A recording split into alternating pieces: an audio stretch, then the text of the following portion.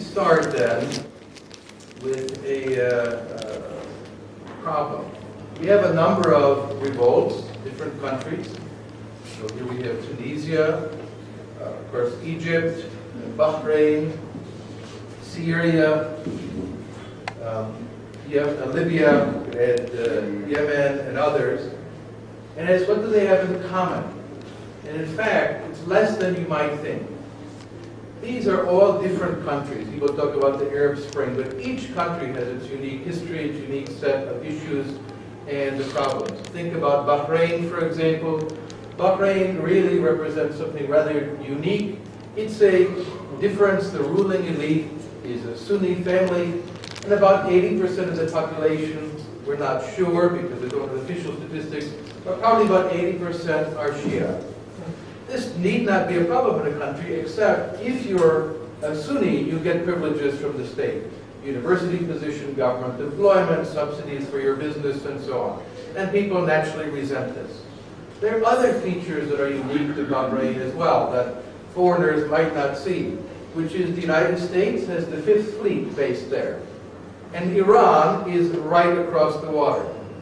The Iranians would love to get the U.S. 5th Fleet out, and the U.S. government wants to keep their 5th Fleet there for their various foreign policy or imperial reasons. And that's part of what is happening in Bahrain. It's unique to that circumstance.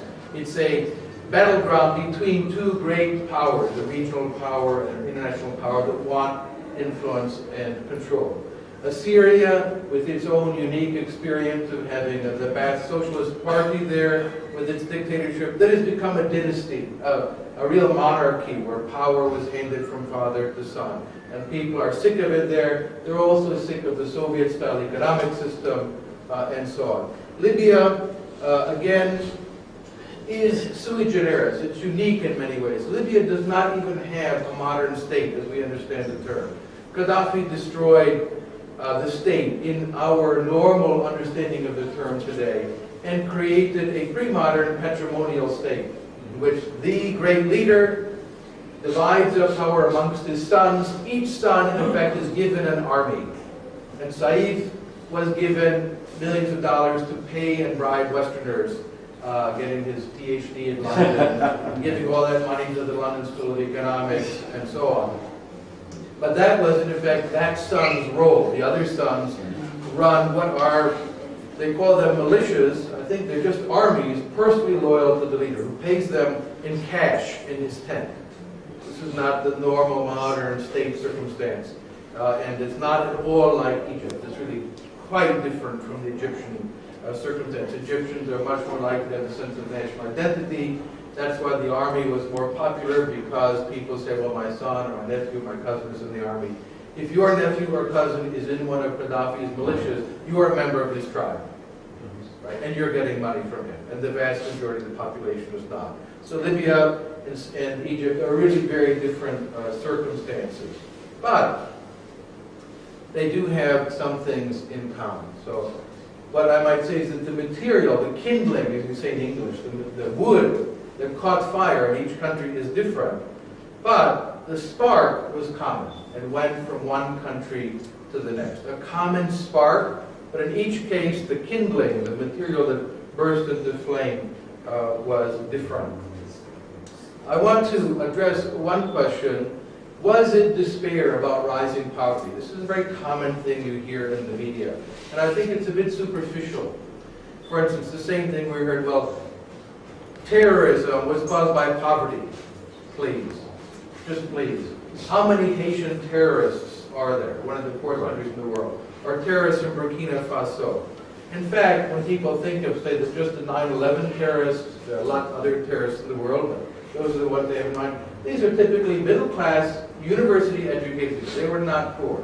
They may have had a problem of rising expectations that were blocked in a society that did not offer them employment. But they weren't suffering, starving, poor people. Generally, those people don't revolt. They're too busy trying to eke out an existence. In fact, you want to look at Egyptian GDP growth rates, Egypt had a growing economy.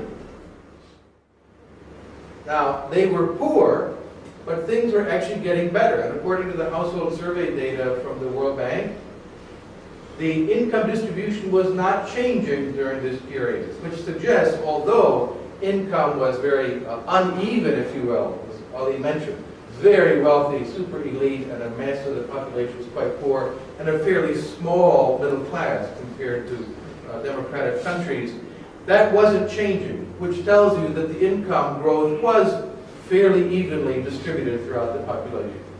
So for political scientists, we should revise the models we read in the typical daily newspapers. This may have been a case in which rising expectations sparked the revolution. People were actually saying, well, we are doing a little better. Why are we not doing a lot better?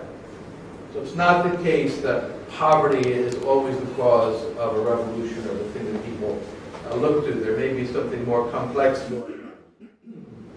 I think that there was, in fact, the fundamental cause wasn't material per se.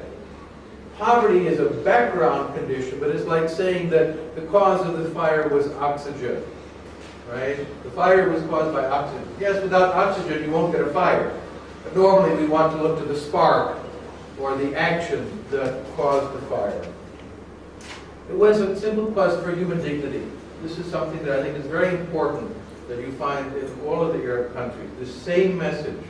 We're not just striking because we want a car, or because we want a vacation, or because we want this or that, or the normal things that the global media is pointing to. It was a quest for dignity. We don't want to be treated this way anymore. And if you want to look to the cause of this, the spark, it happened on December 26th of last year in the town of Sidi Bouzid. A young man, 26 years of age, named Tariq El-Tayyib Mohammed Bouazizi, borrowed approximately $200 US money. And the reason he borrowed that at 10 o'clock that evening was so that he would be able to buy produce, melons and lettuce and other vegetables that he would then sell in his vegetable stand, one just like this. This is not him, but this is exactly the sort of stand that he had. And he was going to fill it with produce, so in the morning, people who were coming out could buy food for their families. Normal commercial transaction, the stuff of human life. At about 10 o'clock that morning, 10:30 in the morning, he was approached by a local bureaucrat, a woman who worked for the city administration, and two policemen. They assaulted him. The policemen overturned his cart. They held him, and the woman, the two policemen, the woman said, "Where is your permit?" Which, by the way, is not needed for this behavior under Tunisian law. There's no requirement for this under the Tunisian law. This was a shakedown. This is exactly what Ali was talking about. Policemen come to you. What do you expect? What do they want? They want your money. And they want to humiliate you. So imagine this young man, and he's held, and he was slapped in public. So humiliated by this bureaucrat. And they destroyed his produce. And then they confiscated the one thing of lasting value, his real capital investment, which is the electronic scales. Without these, you can't determine how many kilos you've purchased of fruit or vegetables. So that's really important. That was his primary capital. So that was confiscated. He went shortly after that, after he was released, to the governor's office. He wanted to get back his scales. He was still being a submissive person, accustomed to being beaten and treated like this. And apparently, according to his family, this is a long history in this town. He'd been singled out for especially bad treatment for some reason. So he said, "I want my scales." No one talked to him. No one recognized him. They treated him like he didn't exist. Go away. Wasn't even spoken to. So he went out into the street. This is according to eyewitnesses who were interviewed by Al Arabiya and BBC News and Reuters and so on.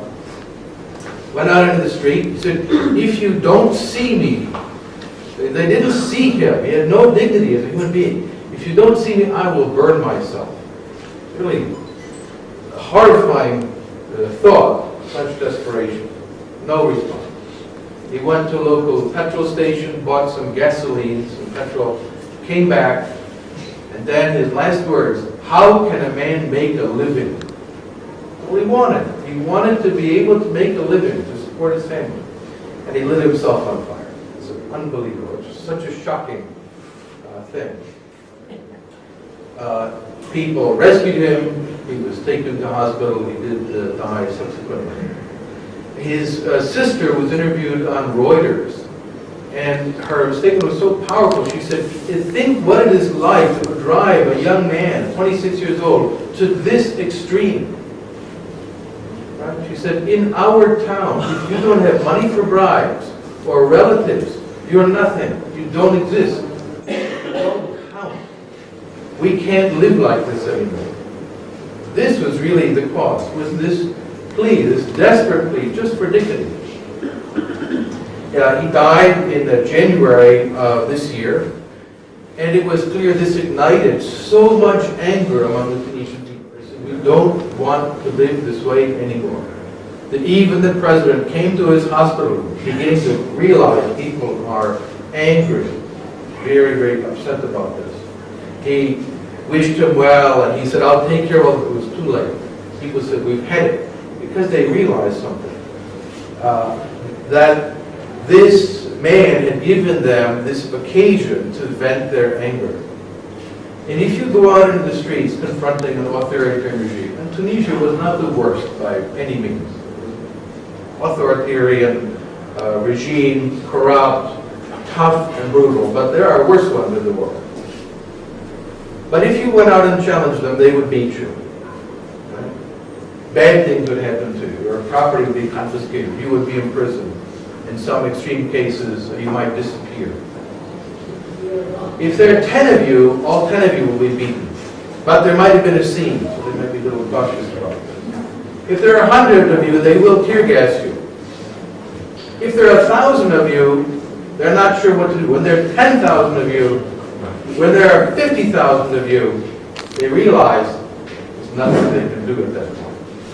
So in fact, if we go back to East German Revolution, the most revolutionary statement that helped to bring down the so-called German Democratic Republic, was not down with communism, it was auf die Straße. People, this means onto the streets. So in Leipzig, for example, you had half of the population of the city was marching in the street. This is astonishing. They realized there's nothing we can do. We can't defeat that. There are too many of them, too few of us in the security apparatus. So this brought about just an astonishing change, this movement in Tunisia that other Arabs and people in other countries were watching. It authentically revolutionized the entire area. It was unprecedented. It was not planned by anybody. The radical Islamists, as they might be known, and one must be very careful of distinguishing Islam from political Islamism, just like Christianism and Christianity could be two different, one is a political movement, the other is a religion. They were shocked and startled. Everybody was surprised by this. Really, no one predicted that this was going to happen. But it has dramatically changed the entire Arab world. Here's from a cartoonist, this little fruit stand flying out and taking this message of liberty and dignity around the Arab world. So now the question is, what's going to come afterwards? And what can we do about it? And this particular cartoon presents, if you will, the issue. We have autocracy, and the little top is being toppled over, and people with Dem and Theo marching toward it. We don't know which one is going to get to the top first. It's really a serious struggle. There's no inevitability about what's going to happen. It's very much up to what people decide to do and what resources they bring to bear. Now here's option number one, that's very much in the eyes of the world. This is what many people are concerned about, and not only in the outside world, but in Egypt as well. A great discussion. Is this what we want? So that's one option, and there are people working as we speak to bring this about. They're not just passively sitting and waiting for other people. Very actively working to do that. We have option number 2, that many people forget about, which is Arab socialism. Socialism is a very powerful intellectual influence in the Arab world for a lot of reasons. One of which is the Soviet Union left a deep imprint on the region. They spent a huge amount of money translating everything by Marx, Engels, and Lenin, and Stalin, and Mao, various times, into Arabic. Every pamphlet, every napkin scribble and doodle, every cartoon Karl Marx ever wrote is available in an Arabic bookstore or library. Now, there are not that many communists. This is the Communist Party. There are communist parties. They're well-organized, small, effective groups. Most people don't accept that. But it leaves an imprint in the mind. Your idea of how economies work, the need for the state to plan everything. That imprint has been left behind. The Soviet Union has an enduring legacy. If it had not been for the Bolshevik coup d'etat, the so-called October Revolution, that took over a great country, Russia, I don't think many people would be reading Marx today. He'd be remembered as an interesting 19th century political thinker. That's it. But they effectively took over a whole country and converted it into a giant virus machine for replicating themselves, like a virus invades a cell and forces the cell to replicate itself. So they produced their ideas in every language of the world. When I went to Kurdistan the first time, I was really shocked. Some of the Kurdish intellectuals could not speak Kurdish well. And when one of them would come to the table, everyone switched to Russian. Right? This is in Kurdistan. And all of the intellectuals spoke Russian because the Soviet Union had brought them all for training and so on at their universities. So that's something that we should keep in mind. They are also active and working to promote their vision. Third option, also rather unattractive from our perspective, militaristic nationalism. This is a very easy option in a crisis situation. Strong leader, rally around the state. This is another thing that one should be concerned about, and the armies in various countries are very interested in promoting this particular option as well, because it places them at the top of the leadership, and it brings about national feeling, national patriotism, and so on towards national institutions. So this is another option, and it's possible you could get hybrids of these. Militaristic Islamist socialism, for example, would be a particularly toxic combination. But we shouldn't despair. There is another option. And here we a picture from Tahrir Square taken by my friend Nancy Ibrahim, a wonderful lady, and I hope she'll come to some of these in the future. I was in Tahrir Square. This man is this, you suspect this Salafist. He's not very happy with me standing there. But everyone else was very nice and exactly wonderful, warm people. This young man helped to get me right in front of the podium. And we had a number of people there. Let me make sure I can make this work. Gurcharan Das from India came. He's a great Indian libertarian. Former CEO of Procter & Gamble India. Author of India Unbound, a wonderful book. Several other books just came out. One from Oxford University Press. For the difficulty of being good. Great meditation on life and business and liberty. And he gave a powerful presentation on the rule of law. You can read that as he's speaking. This is where we were in Tahrir Square. Rather an exciting place. People were gathering to protest against the military dominating power.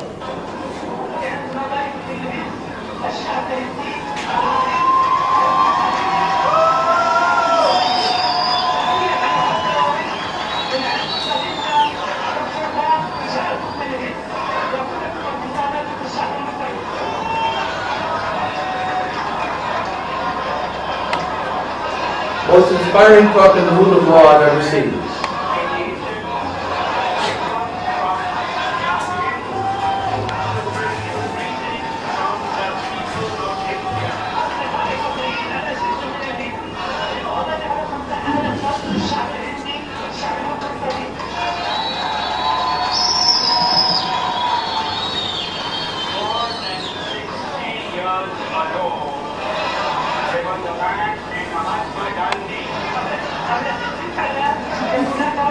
Simultaneous interpretation.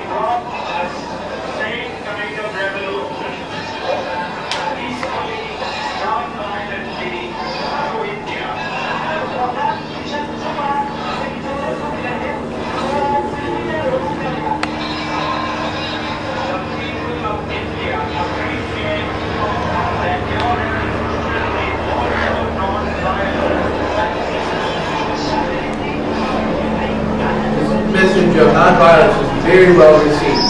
It's very important. Violent revolutions almost never come to a good conclusion.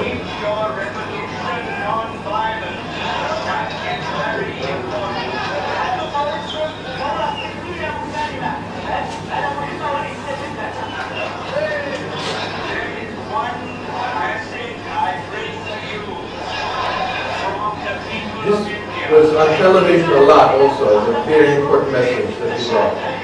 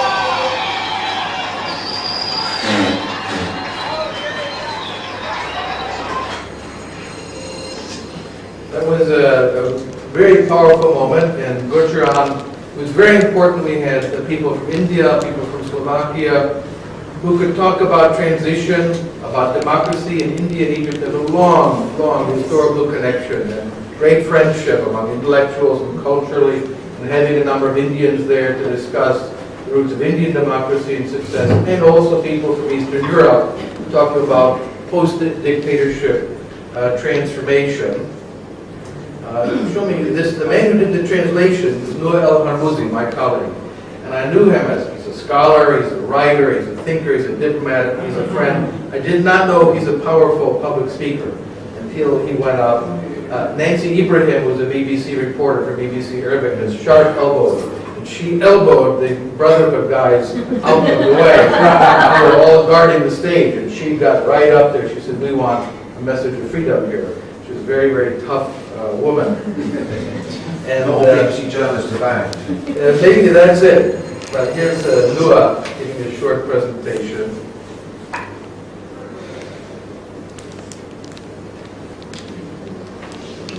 And again, very well received, and he was in a fair number of media interviews as well after this.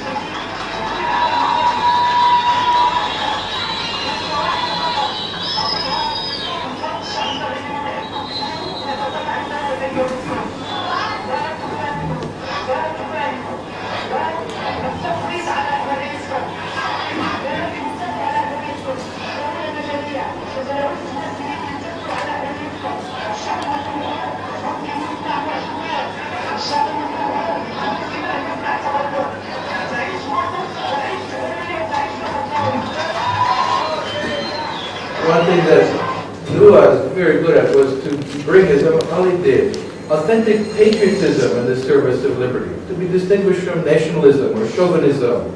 Not that we should rule over some others and suppress them. We want to be free people. And Egyptian patriotism is a very powerful thing, and also in the various countries, something to be brought in the service of liberty. But it's potentially twisted into ugly, malicious, and malignant nationalism. That's a very important thing for liberals to be able to make sure that that line is very clear. One can be proud to be a Libyan, Egyptian, Syrian, whatever. But it doesn't mean you look down on other people or you want to rule them or harm them. That kind of patriotism is perfectly compatible with libertarianism. One of the things in the Arab world that needs to be rectified is that the numbers of people who speak foreign languages are very small. They vary from country to country. You have Francophone elites in North Africa and Lebanon, Anglophone elites. The average person speaks Arabic and reads newspapers, and even if they know tourist English, they can't read a book. It's too difficult, too daunting. There's very little literature about liberty available in the Arabic language. It's an interesting puzzle why. The Arab Development Report of the United Nations of 2004 posed some very startling statistics on this. They said, some that were quite memorable, in the year 2004, more books were translated into Spanish in the country of Spain than into Arabic since the Al-Mamun era. It's really quite shocking. Or, another way to think of it, more foreign books are translated into Greek, with 11 million speakers every year, than into Arabic. This is a gigantic population of Arabic speakers. It's an interesting puzzle why, and I've heard various explanations, but the fact is, you can't get John Locke, you can't get John Stuart Mill, you can't get Voltaire and Montesquieu easily at all in Arabic. Most of them are never translated. So our colleagues have undertaken this. These are some of the books that have come out recently in economics and philosophy and the law. And we have a whole series of books coming out with the top Arab publishers and also putting them online. So we don't know exactly what the outcome is going to be. This is still the big question mark that faces us. But it's our job to do the best that we can to help our friends to secure their own freedom, the peace and prosperity, and very importantly, their dignity, which has been stolen from them for so many decades. Their dignity. So people who focus just on material benefits or material causes are missing the story. That's not why people went into the streets to get another toaster, or a car, or a bigger house. Those are all good things. They went into the streets to secure their dignity. That is something that libertarians have a great deal to say on. Thank you very much.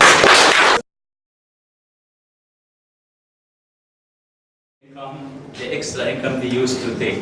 They have their salary, and there is a job that they don't like, they just leave. They are free to leave, but they are not free to have bribes from people. And everyone now, caught red-handed having bribes, he will really have a very serious toughness. Second, the question, which is secret intelligence agencies, and so they are still there. They are still there, but they are collecting data on people, but they are not kidnapping people and taking people and throwing people in jail. I have some of my friends. We were in the university. This was in the 1990s, and the guy the police took him, and I never saw him unless he spent 14 years in jail. No one knows where they are. So, secret police is there, secret intelligence agent is there, but they are just collecting people, collecting information. For whom are they collecting? For whom? For the data, they have in their database. By the way, the secret police after the revolution, let me make this the secret police after the revolution, rebels attacked all their centers, destroyed everything, destroyed their computers, destroyed, and the government actually take them away of the system. However, still, in some agencies, they are working secretly and so on and so on, and we don't have a problem in that. once you collecting, well, you can, in every country have a, for sure have a secret police or so on. But once you just collecting information about people, what is wrong with that? If you are coming to Egypt, what is wrong to know who you are and why you are coming? If I'm Egyptian, I'm doing something really wrong, it should be documented that I'm really doing something wrong. Okay, but the main thing is what is right and what is wrong. Before that, everything was wrong. Completely, you know? And right now, the right thing to increase, the wrong thing is actually decreasing, so no problem to have these secret guys collecting information. Before that, they collect information, collect you. Okay? They collect information, collect you. Now they're collecting information, but they couldn't get you anyway. Okay? The third one, how when you can save to cross the traffic. Well, when I feel safe to cross the traffic, for sure you will be safe. Why? Because we have a terrible traffic in Egypt, and I can see you, I can show you, and lots of people, Egyptian people died in car accidents and so on and so on. But I can't tell you it takes a little bit of time because some of these connected to culture. You have the roads and just everyone is driving like a crazy, and it is not in Egypt only, in many different countries the same thing. Okay, so when you feel safe, when I feel safe, for sure you will safe. Okay, any other questions? You have a short question and a short answer, I think.